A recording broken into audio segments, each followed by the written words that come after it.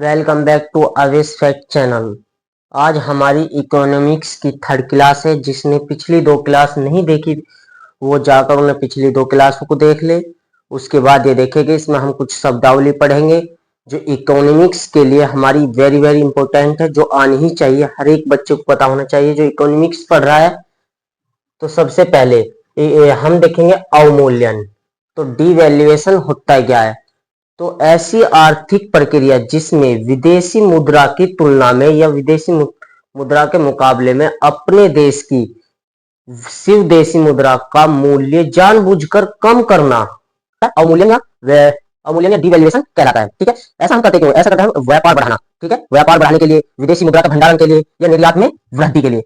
ठीक है, तो अब तक हमारे देश में 3 बार डिवैल्यूएशन हो चुका है। कितनी बार? 3 बार। पहले नंबर पर हुआ, पहली बार हुआ हमारा 1949 को 30.5% हुआ था, और फिर 1966 में, फिर 1991 में। तो अब तक हमारे देश में डिवैल्यूएशन कितनी बार हो गया? 3 टाइम्स। ठीक है, अब देखते हैं विमुद्रीकरण। विमुद्रीकरण होता है क्या? मुद्रा के बदले में नई मुद्रा का प्रचलन, जिसे हम नोटबंदी कहते हैं। तो नोटबंदी नहीं, हम इसे कहेंगे विमुद्रीकरण। ठीक है, ये सही लफ्ज है। ठीक है, तो किसी प्रचलित मुद्रा को के बदले नई मुद्रा, किसी कोई प्रचलन में है मुद्रा, जैसे कि 500 है और 500 को हटा के उन्हें बंद कर दिया, प्रचलन से बाहर कर दिया और दूसरी मुद्रा लाई जा, तो उसे कहते हैं हम विमुद्रीकरण। तो अब तक भारत इसके सबक कौन करेगी? भारत सरकार।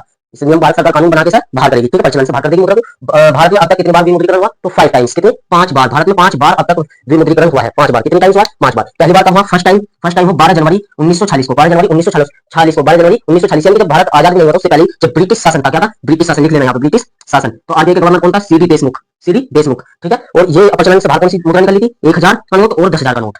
ठीक है, तो इनका विमुद्रीकरण हुआ था। फिर सेकंड बार 16 जनवरी 1978 को हुआ। उस टाइम पे पीएम कौन था? मोरारजी देसाई थे। कौन थे? मोरारजी देसाई। इस टाइम पे 1000 का, 5000 का और 10,000 का। अब आप आपका क्वेश्चन बनेगा तो 1940 में निकाल दिया था 10,000 का नोट, तो फिर ये 10,000 का नोट कहां से आया दोबारा से, या 1000 का नोट कहां से आया दोबारा से? तो ये फिर चालू कर देते। ठीक है, जैसे चालू कर देते, इसलिए फिर ये दोबारा से बंद कर दिए गए 1978 में। 1000 का, 5000 का और 10,000 का नोट 1978 में प्रचलन से बाहर कर दिए गए। ठीक है, विमुद्रीकरण कर दिया गया। थर्ड टाइम 22 जनवरी 2014 को, जब हमारे नरेंद्र मोदी प्रधानमंत्री बने थे तब। तो ये क्या होता है? 2005 से जो जारी नोट थे उन्हें सबको प्रचलन से बाहर कर दिया था। ठीक है, प्रचलन से बाहर कर दिया था। फोर्थ टाइम्स 1 नवंबर 2016 को, 2016 में कौन थे पीएम?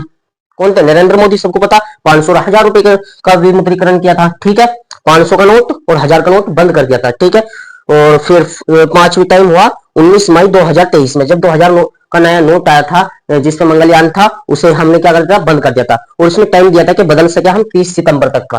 30 सितंबर है ना?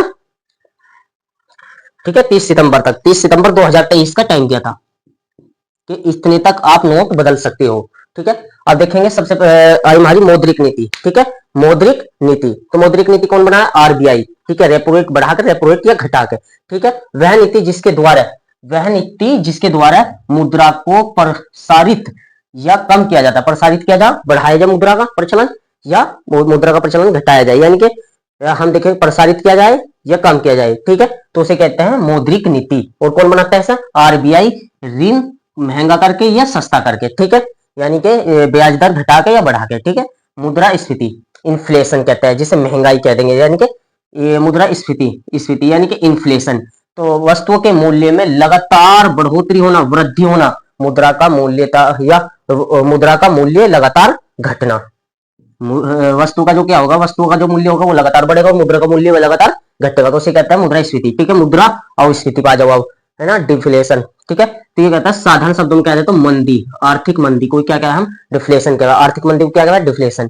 ठीक है, तो ये क्या, इसमें क्या होगा? वस्तुओं का मूल्य लगातार गिरेगा और मुद्रा का मूल्य लगातार बढ़ेगा। ठीक है, तो अब आ जाओ स्टैगफ्लेशन। ठीक है, जब इन्फ्लेशन एंड डिफ्लेशन दोनों एक साथ साथ हो, ठीक है, तो उसे स्टैगफ्लेशन कहते हैं। जब दोनों एक साथ साथ हो जाए, यानी कि इन्फ्लेशन भी और डिफ्लेशन जब दोनों एक साथ होगी तो उसे स्टैगफ्लेशन कहते हैं। समझ में आ गया? इन्फ्लेशन और डिफ्लेशन जब एक साथ हो तो उसे स्टैगफ्लेशन कहते हैं। ठीक है, डिसइन्फ्लेशन। ठीक है, डिसइन्फ्लेशन किसे कहते हैं?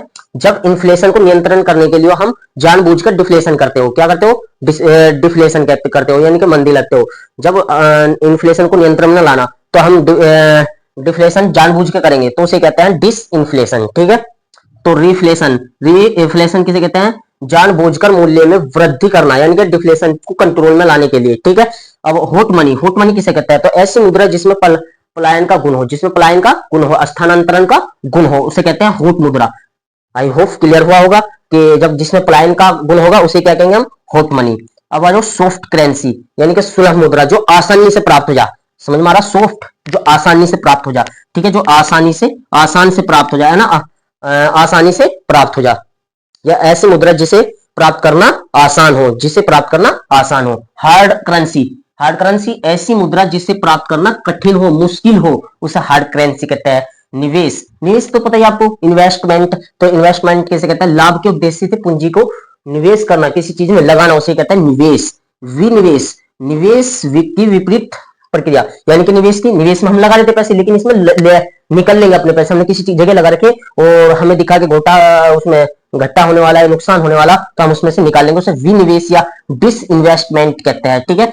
निवेश की विपरीत प्रक्रिया, व्यापार में लगी पूंजी को वापस निकालना, है ना, डिस इन्वेस्टमेंट कहलाता है ना। डंपिंग, तो किसी देश द्वारा अपने यहाँ उत्पादित वस्तुओं का मूल्य जानबूझकर, क्या जानबूझकर या बहुत कम करके, बहुत कम करके करके दूसरे देशों में निर्यात करना। वस्तुओं को हमारे देश में उत्पादित हो रही कोई वस्तु, उसको हम उसके मूल्य को बहुत कम करके दूसरे देश में निर्यात करें, तो उसे कहते हैं हम डंपिंग, ठीक है। अब आ जाओ निजीकरण, प्राइवेट, है ना। तो अर्थव्यवस्था में निजी भूमिका को बढ़ाना, अर्थव्यवस्था में निजी भूमिका को, निजी यानी कि निजी आदमियों का हस्तक्षेप करना, उनमें भूमिका को बढ़ाना, उसे क्या कहता है? निजीकरण, ठीक है। उदारीकरण, सरकारी क्षेत्र कम करना, कर जब सरकारी क्षेत्र को कम कर दिया जाए और निजी क्षेत्र को के लिए उदार नीति अपनाए। जब सरकार क्या होगी, सरकार सरकारी क्षेत्र के लिए तो क्या करती हो? कम कर दे उसमें, और निजी क्षेत्र का लिए उदार हो जाए, उसे कहता है उदारीकरण।